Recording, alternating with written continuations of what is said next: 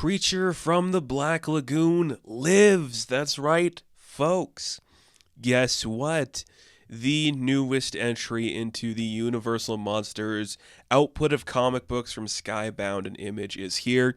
A little while ago, we had the creative dream team of James Tynion IV and Martin Simmons do a Dracula book. I talked about it a little bit. That was kind of just a retelling of the Dracula mythos, which makes sense.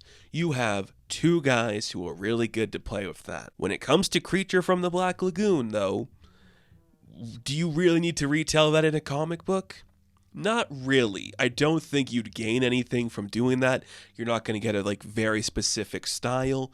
So sure, do something different. I like that being the push for this kind of series. Do something different with the creature, and you did something that's pretty cool. It kind of makes it more into a metaphor about abuse and survival and guilt about surviving, and that's kind of fun and interesting. I'm very curious to see what's going to happen with that Frankenstein book that comes out in a little while. I just think it's really fun. An Image, if you want somebody to do the Invisible Man version of this, I am open to it because I would love to do that. So this book introduces us to a woman named Kate. She is a little hard-edged, and we'll get into a reason for that in a minute. But we see her kind of in the shallows of water, and she is being strangled. And the hands are very ambiguous. They are supposed to imply they are the hands of a strong, dominant male, but they also could be the hands of a creature. And it's just her accepting that she's about to die in shallow waters, and it's supposed to be a nice, natural way to die, but it's not good, and it leaves her broken. And then she's not dead because something happens. She wakes up from this dream she's having. She's out of medication. She starts smoking a cigarette. She leaves the hostel that she's staying at. She has messages coming from America because she's deep in the Amazon. It's from her editor, who's in America, of course, and he's look, I don't like you going that far, and the company doesn't want to pay for this excursion for you to go to Peru to chase down a lead. It's bad, but I don't know. We're going to give you the opportunity, though, because I don't think it's right for you, but we're going to give you the opportunity to finish this job if you think it's him, the person you're looking for. She also has to make a stop at the pharmacy. Now, this is where I was kind of oh, this is very interesting. I'm thinking because you could be led to believe that she's chasing down the creature, that she's hunting the lead of the creature, but we'll get to more of that in a minute here. She stops at the pharmacy because she had a lead there, maybe. The person she's looking for could have stopped there. We see security camera footage of this bald man, and she's yep, that's him. That's Coulier. So Coulier or Coulier, however you want to say it, that's who she's looking for. She also gets a refill on her medication, her painkillers, whatever, just to keep her going. She steps outside, and there's commotion going on outside because there's potentially something happening in the water. We learn that it's the same thing that always happens. The local explains it, that it's the creature that lures people into the water and kills them. And because of what Kate is doing and the nature of what she's up to, she assumes the creature that this old lady is referring to is the person she's looking for. So it's kind of interesting that Kate is here in Peru looking for a man that tried to kill her. We learned that Darwin Coulier was discharged from the Marine Corps, and he has strangled people and killed them, and that Kate was one of the victims that he tried to kill, and he didn't finish the job. So she kind of has the guilt of I should be dead, of the trauma of that experience, and she wants to track this guy down and just put an end to everything that happened to her and to the other people it's going to happen to.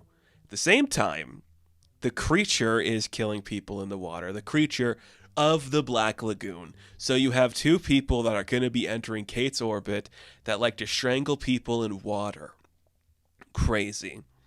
Kate then heads to the local, I guess, morgue or whatever to talk to the doctor, try to bribe him to see one of the recent bodies, but somebody got to the body first, and she theorizes that it's Coulier, so he's covering his tracks. That makes her really mad. So she starts to follow the people who are loading up the dead body, so she can figure out okay, where are they taking this? I can do something that way. kind of takes her into more like a jungly area or just like a foresty area. And she steps inside and they're loading it onto a boat. These people are loading it onto a boat and they're taking it out into the water. And she gets really pissed off, just at like the edge of the water, just like, this isn't fair. Everything I've done to escape death at such a close moment, I can't even have closure. I can't get closure on this thing. That is so frustrating. I'll never be happy again.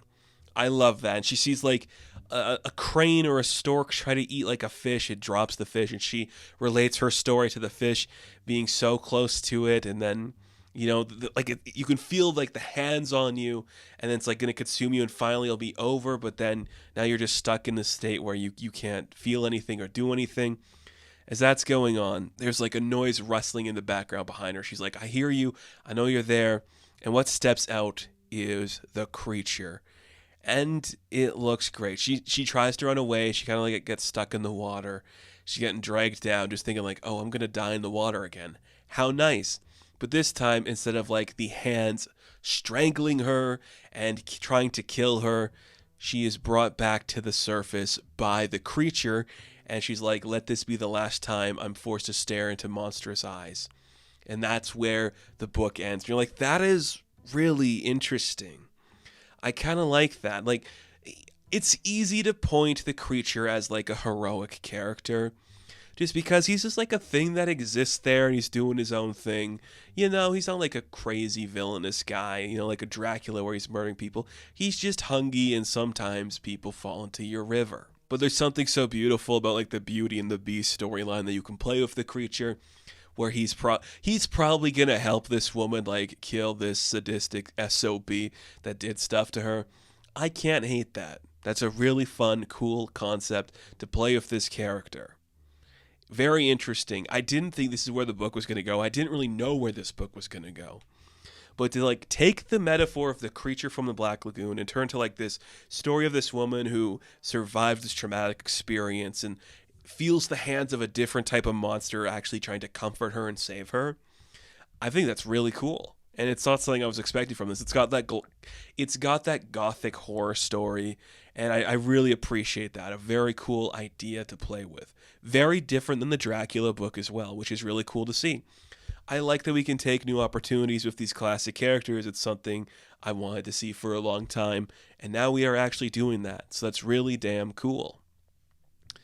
So, Creature from the Black Lagoon Lives, issue number 1. I am going to give a 7 out of 10. Now, thank you all for watching this review. Be sure to like and subscribe to the channel. As always, you can check me out on Instagram, TikTok, and Twitter. And of course, I will catch you in the next one. Have fun. Stay safe. Good luck.